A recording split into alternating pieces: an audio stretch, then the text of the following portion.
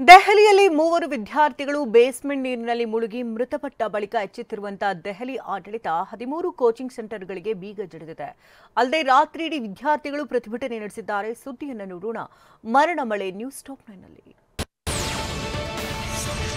ಉತ್ತರ ಕನ್ನಡ ಜಿಲ್ಲೆ ಅಂಕೋಲಾ ತಾಲೂಕಿನ ಶಿರೂರು ಗುಡ್ಡ ಕುಸಿತದಲ್ಲಿ ನಾಪತ್ತೆಯಾಗಿರೋ ಮೂವರ ಸುಳಿವು ಇನ್ನೂ ಸಿಕ್ಕಿಲ್ಲ. ಲಾರಿ ಸಮೇತ ಭೂ ಸಮಾಧಿಯಾಗಿರೋ ಅರ್ಜುನ್ ಪತ್ತೆಯಾಗಿಲ್ಲ. ಅಷ್ಟೇ ಅಲ್ಲ, ಶಿರೂರಿನ ಜಗನ್ನಾಥ ನಾಯ್ಕ, ಲೋಕೇಶ್ ನಾಯ್ಕ ಸುಳಿವು ಸಿಕ್ಕಿಲ್ಲ. ಎನ್ಡಿಆರ್ಎಫ್, ಎಸ್ಡಿಆರ್ಎಫ್, ಸೇನೆ, ನೌಕಾಪಡೆ, ಮುಳುಗು ತಜ್ಞರು ಶೋಧ ನಡೆಸಿದ್ರೂ ಪ್ರಯೋಜನವಾಗ್ತಿಲ್ಲ.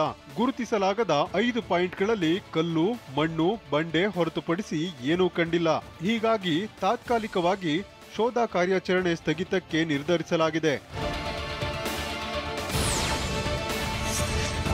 ಭಾರೀ ಮಳೆಯ ಕಾರಣ ಕಾವೇರಿ ನದಿ ಪಾತ್ರದ ಗ್ರಾಮಗಳಿಗೆ ಜಲದಿಗ್ಬಂಧನ ಉಂಟಾಗಿದೆ.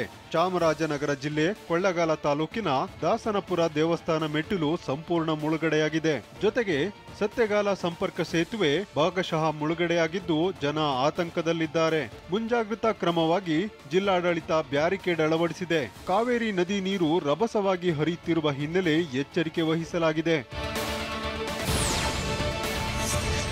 ಭಾರೀ ಮಳೆಗೆ ಘಟಪ್ರಭಾ ನದಿ ತುಂಬಿ ಹರಿಯುತ್ತಿದ್ದು ನದಿ ಪ್ರವಾಹಕ್ಕೆ ಬಾಗಲಕೋಟೆ ಜಿಲ್ಲೆ ಮುಧೋಳ್ ತಾಲೂಕಿನ ಮಿರ್ಜಿ ಗ್ರಾಮ ಸಂಪೂರ್ಣ ಜಲಾವೃತಗೊಂಡಿದೆ. ಪ್ರವಾಹದಿಂದ 30ಕ್ಕೂ ಹೆಚ್ಚು ಮನೆಗಳು ಜಲಾವೃತಗೊಂಡಿದ್ದು 25ಕ್ಕೂ ಹೆಚ್ಚು ಕುಟುಂಬಗಳು ಕಾಳಜಿ ಕೇಂದ್ರಕ್ಕೆ ಶಿಫ್ಟ್ ಮಾಡಲಾಗಿದೆ. ಮನೆಯಲ್ಲಿನ ದವಸ ಧಾನ್ಯಗಳ ರಕ್ಷಣೆಗೆ ಜನ ಪರದಾಟ ನಡೆಸುತ್ತಿದ್ದಾರೆ. ಶಿವಮೊಗ್ಗದಲ್ಲಿ ಮಳೆ ಅವಾಂತರ ಸೃಷ್ಟಿಸಿದ್ದು ಮಳೆ ಹಾನಿ ಪ್ರದೇಶಗಳಿಗೆ ಸಚಿವ ಮಧು ಬಂಗಾರಪ್ಪ ಭೇಟಿ ನೀಡಿ ಪರಿಶೀಲನೆ ನಡೆಸಿದ್ರು.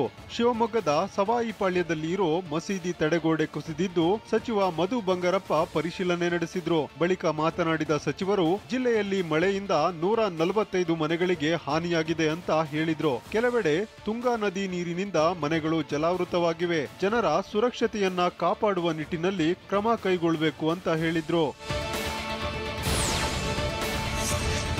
ಶಿವಮೊಗ್ಗ ಜಿಲ್ಲೆ ಹೊಸನಗರ ತಾಲೂಕಿನ ನಗರದ ಚಕ್ರ ಜಲಾಶಯ ಉಕ್ಕಿ ಹರಿಯುತ್ತಿದ್ದು ನೋಡುಗರ ಕಣ್ಮನ ಸೆಳೆಯುತ್ತಿದೆ. 579 ಮೀಟರ್ ಗರಿಷ್ಠ ಮಟ್ಟದ ಜಲಾಶಯ ಸಂಪೂರ್ಣ ತುಂಬಿದ್ದು ಈ ಜಲಾಶಯದಿಂದ ಲಿಂಗನಮಕ್ಕಿ ಜಲಾಶಯಕ್ಕೆ ನೀರು ಹರಿಸಲಾಗ್ತಿದೆ. ಹೆಚ್ಚಿನ ಒಳಹರಿವು ಇರುವ ಕಾರಣ ಸುಮಾರು 300 ಅಡಿ ಕೆಳಗೆ ಧುಮ್ಮುಕುತ್ತಿರುವ ನೀರು ನಯನ ಮನೋಹರವಾಗಿದೆ.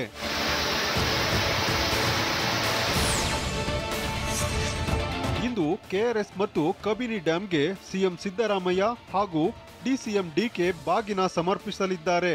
ಬೆಳಗ್ಗೆ 10:30ಕ್ಕೆ ಮಂಡ್ಯ ಜಿಲ್ಲೆ ಶ್ರೀರಂಗಪಟ್ಟಣ ತಾಲೂಕಿನಲ್ಲಿರೋ ಕೆಆರ್ಎಸ್ ಜಲಾಶಯಕ್ಕೆ ಬಾಗಿನ ಅರ್ಪಣೆ ನಡೆಯಲಿದೆ. ರಾಜ್ಯದಲ್ಲಿ ಮೊದಲು ತುಂಬುವ ಜಲಾಶಯ ಅನ್ನೋ ಹೆಗ್ಗಳಿಕೆಗೆ ಪಾತ್ರವಾಗಿರುವ ಕಬಿನಿ ಜಲಾಶಯಕ್ಕೆ ಸಿಎಂ ಮತ್ತು ಡಿಸಿಎಂ ಬಾಗಿನ ಅರ್ಪಿಸಲಿದ್ದಾರೆ. ಸದ್ಯ ಕಬಿನಿ ಜಲಾಶಯದ ಹೊರಹರಿವು 8,000 ಕ್ಯೂಸೆಕ್ ಇದ್ದು ಒಳಹರಿವು 22,334 ಕ್ಯೂಸೆಕ್ನಷ್ಟಿದೆ. ಇಂದು ಮಧ್ಯಾಹ್ನ 3 ಗಂಟೆಗೆ ಸಿಎಂ ಡಿಸಿಎಂ ಬಾಗಿನ ಅರ್ಪಿಸಲಿದ್ದಾರೆ.